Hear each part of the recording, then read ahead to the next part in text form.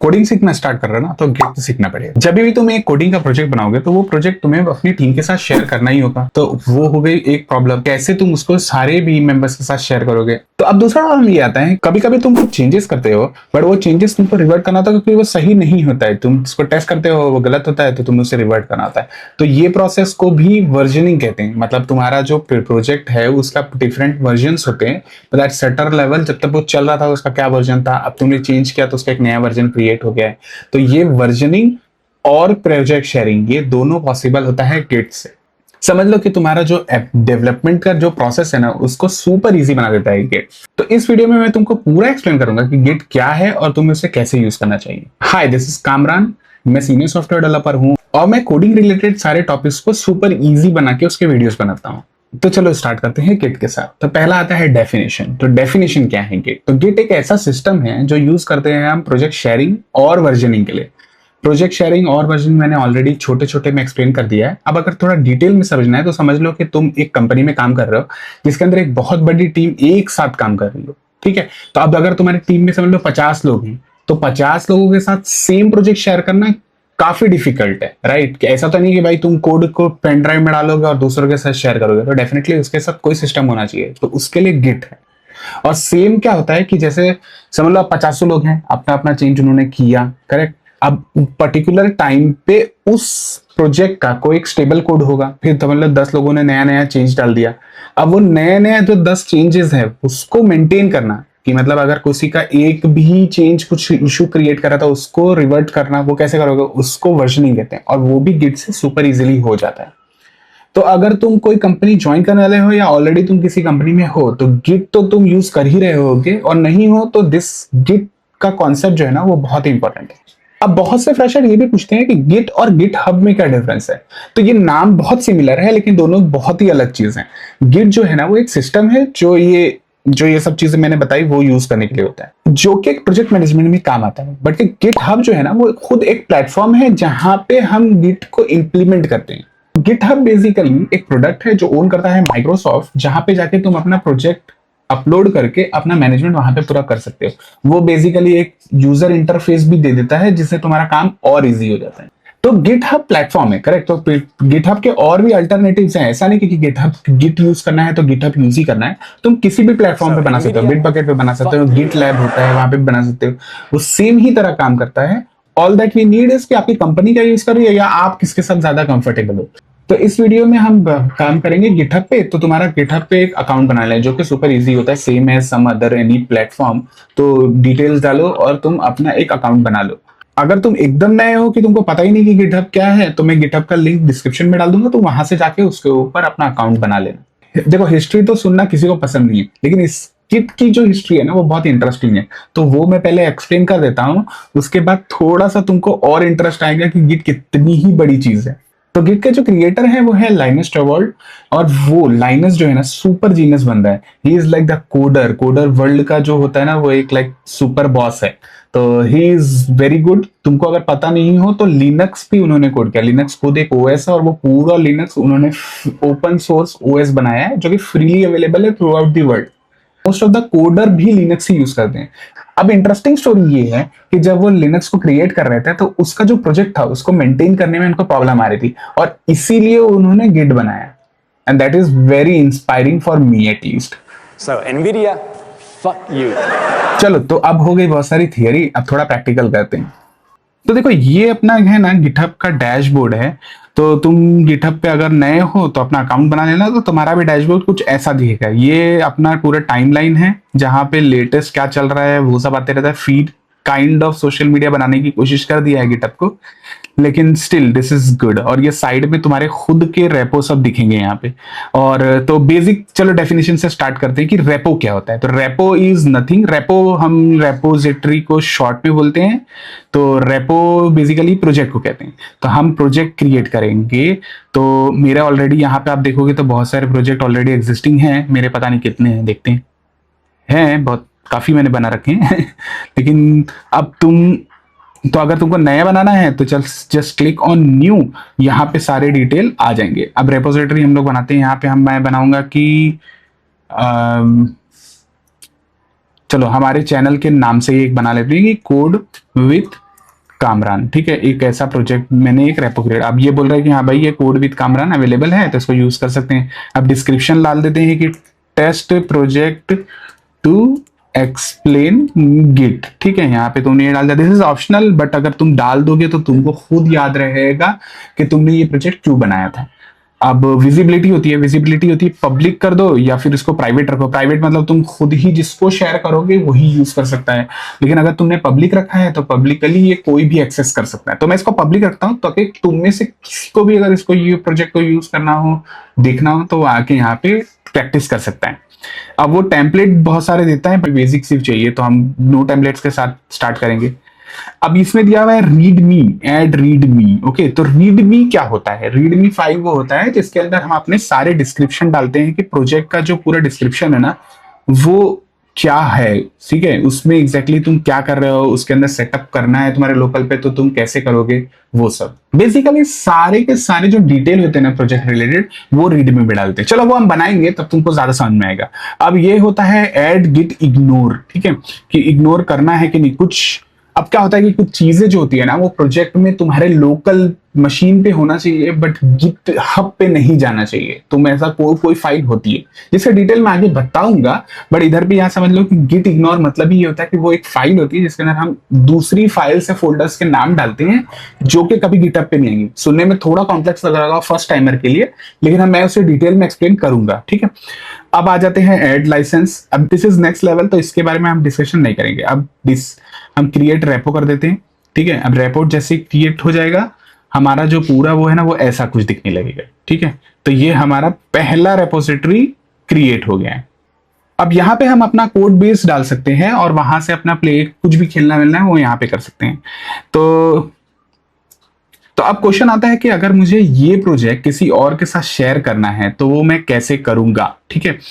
तो तुम यहाँ पे अगर तुम देखोगे ना तो जो फर्स्ट वो है तो वो यहाँ पे ये दिया हुआ है, ये लिंक दिया हुआ है, ठीक है। तो ये लिंक के थ्रू आप ये प्रोजेक्ट को कहीं पे भी डाल सकते हो, ठीक है। ये प्रोजेक्ट को यूज करने का जो बेसिक तरीका है वो ये होगा कि आप ये प्रोजेक्ट को अपने लोकल मशीन जब भी मैं कहूंगा तो मतलब आपका कंप्यूटर जो है वो, तो लोकल मशीन के ऊपर आप उसको डाउनलोड कर लो, और किट की लैंग्वेज बोलोगे तो डाउनलोड इज क्लोन कर लो, ठीक है। तो अगर इसको हमको क्लोन करना है तो हमको गिट करना पड़ेगा, ठीक है।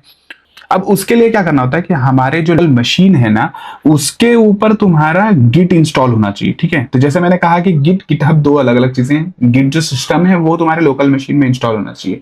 वो कुछ कमांड्स होते हैं हर एक ओएस के लिए, मतलब विंडोज के लिए अलग होता है, लिनक्स के लिए अलग होता है, मैक के लिए अलग होता है। तो वो कमांड्स अगर तुमको चाहिए तो मैं डिस्क्रिप्शन में एक लिंक डाल दूंगा जिसके अंदर सारे डिटेल्स दिए रहेंगे कि तीनों ओएस के लिए क्या क्या कमांड रन करोगे तो वो सेटअप हो जाएगा। या सेटअप के जो भी प्रोसीजर रहते हैं ना वो मैं उसमें डाल दूंगा, वो उससे तुम सेटअप कर लेना। तो वो जैसे ही तुम सेटअप कर लोगे ना तो यहाँ पे तुम्हारा जो गिट है ना वो कमांड चलने लगेगा। जैसे मैं यहाँ पे गिट करूंगा तो वो ये दिखाएगा कि गिट ये है और ये सारे कमांड्स तुम यूज कर सकते हो। अब इसके जो बेसिक कमांड्स हैं वो हम यूज करना स्टार्ट करते हैं। तो जैसे मैंने कहा कि पहला कमांड होगा डाउनलोड का, तो डाउनलोड कैसे करना है, गिट का क्लोन यूज करना है, ठीक है। तो लेट्स डू दैट। तो गिट जैसा इसका कोई भी कमांड होगा ना तो उसके अंदर सबसे पहले तुमको गिट ही लिखना पड़ेगा, git and then the command. तो गिट और फिर मैं बोलूंगा कि क्लोन कर लो। अब क्लोन करने के लिए मेरे को क्या चाहिए, मेरे को चाहिए ये लाइन, अब क्लोन के लिए मेरे को क्या चाहिए, मेरे को ये चाहिए कि ये जो गिट का यूआरएल है ना वो, तो इसको मैं कॉपी कर लूंगा और यहां पे मैं पेस्ट कर दूंगा। तो गिट क्लोन और लिंक, अब मैं एंटर जैसे करूंगा ना तो वो क्लोन करना स्टार्ट कर देगा, ठीक है। अब ये क्या बोल रहा है इसमें, इसने वार्निंग दी है कि you appear to have cloned an empty repo, ठीक है। तो बस ये बोल रहा है कि भाई तुम्हारे रेपो में भी कुछ है नहीं, तुम वो समझ लो। अब बोलते ठीक है। अब मैं यहाँ पे जब देखूंगा तो मेरे डेस्कटॉप पे मैं देखूंगा एक फोल्डर आ चुका है कोड विद कामरान करके। अब ये है मेरा प्रोजेक्ट, ठीक है। तो इसके अंदर अगर मेरे को चेक करना है तो मैं कहूंगा गिट स्टेटस, दैट्स इट। जैसे मैं गिट स्टेटस करूंगा तो वो बोलेगा कि branch no commit yet, nothing commit, create file, add वगैरह, ठीक है। तो ये जो सारे मैसेजेस हैं इसका एक एक करके मैं मतलब तुमको समझाता हूं, ठीक है। तो पहले कहते हैं ब्रांच, ठीक है। तो ब्रांच आई गेस थोड़ा एडवांस है, तो उससे पहले बस मैं क्या करूंगा कि इसके अंदर हम कुछ फाइल्स ऐड करेंगे, ठीक है। हम क्या करेंगे, हम यहां से हमारे लोकल से कुछ फाइल्स ऐड करेंगे और फिर देखेंगे कि वो यहां क्रिएट हुआ है कि नहीं, ठीक है। अब स्टेप बाय स्टेप जाते हैं। तो पहले हम ये रेपो के अंदर कुछ फाइल्स ऐड करेंगे। तो अब क्या करेंगे, ये फोल्डर जो हमारा क्रिएट हुआ है ना कोड विद कामरान, इसको हम किसी एडिटर में ओपन कर लेते हैं। अब मैं VS कोड यूज करता हूं, तो मैं VS कोड में जाऊंगा और अपना फोल्डर जो है ना वो ओपन कर लूंगा। तो हम क्या कर सकते हैं, बस एक index.html के अंदर एक बेसिक सा HTML कमांड डाल सकते हैं। अब हमको क्या करना है कि इस फाइल को हमको गिटहब पे डालना है अपनी, ठीक है।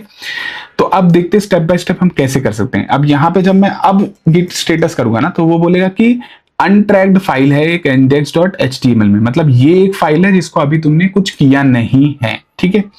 तो अब क्या करना होता है, जब भी किसी प्रोजेक्ट के अंदर हमको कोई फाइल या कोई भी फोल्डर कुछ भी पुश करना होता है, तो उसके लिए जब से पहला कमांड जो होता है ना वो यूज करते हैं ऐड का। ऐड और रिमूव दोनों होता है, तो मैं ऐड से बताऊंगा अभी।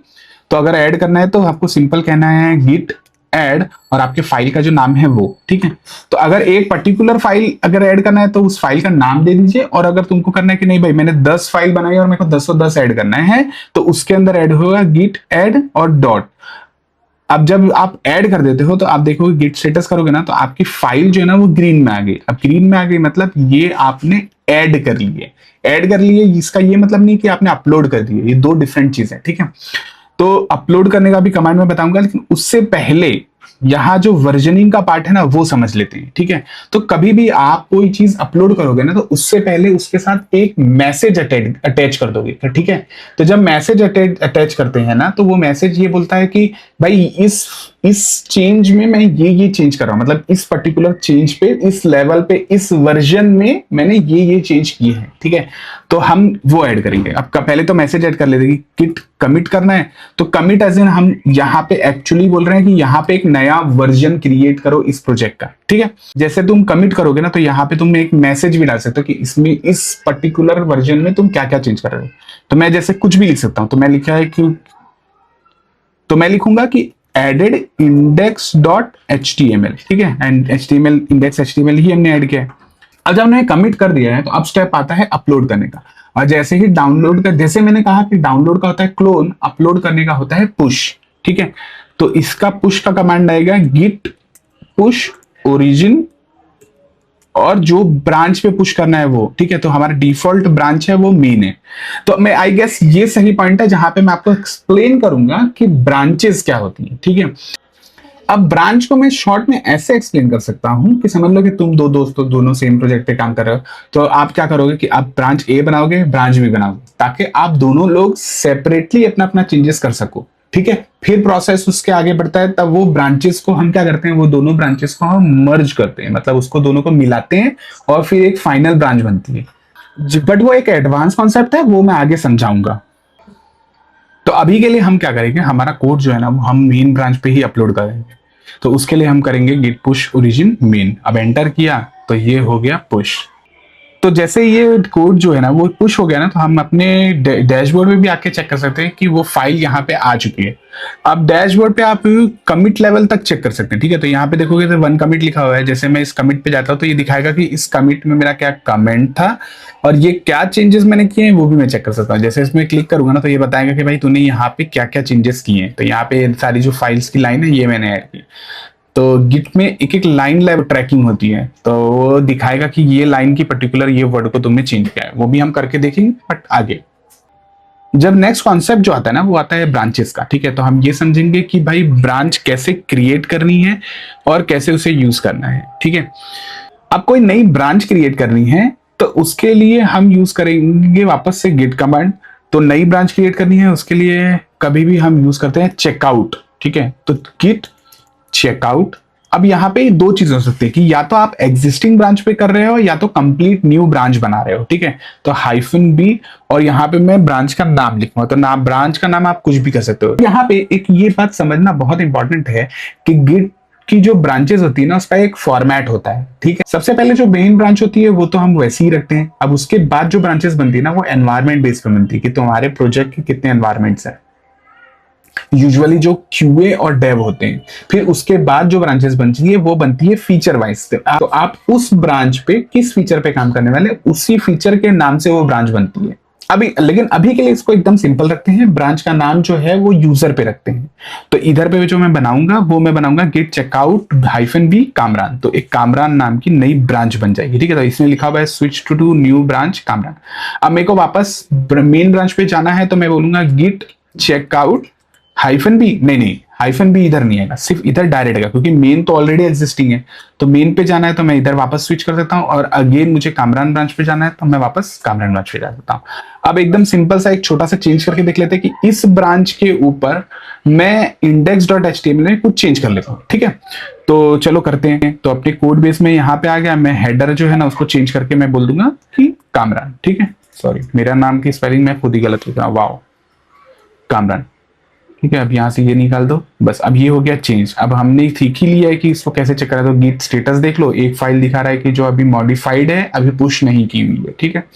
तो चलो रिपीट करते हैं इसको कि गिट ऐड और डॉट, अभी एक ही फाइल है और वो सारी ऐड करनी है, तो गिट ऐड डॉट यूज कर लिया। फिर कमिट डाल दो एक कुछ तो मैसेज के साथ, कि मैसेज डाल देते हैं कि हेडर चेंज, ठीक है। हेडर हमने चेंज किया इसलिए हम हेडर चेंज करेंगे।